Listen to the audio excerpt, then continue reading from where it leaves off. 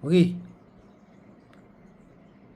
hiking ni bila kita pergi, kita sebenarnya bukan saja kenal pasti trek, tapi kita juga akan masuk zon cuaca.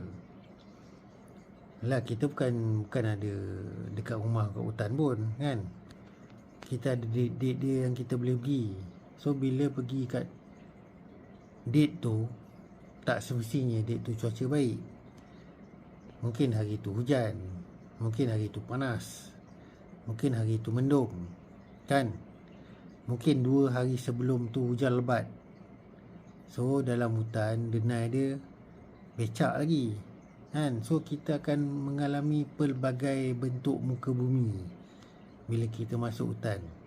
Okey. Dalam masa yang sama, kita kena bersedia menghadapi situasi muka bumi tu. Alright. Maknanya kalau day trip ke, hardcore trip ke, kita akan hadapi. Antaranya adalah cuaca. Okey. Dekat permukaan bumi tu, muka bumi itulah, kan, licin ke, keras ke, kering ke, kan. Cuaca apa yang ada. Kalau hari tu hujan, hujan lah. Kalau hari tu panas, panas lah, kan. Bezanya dalam hutan dia redup lah, tak adalah panas, tapi bahang lah. Okay, alright. Jom.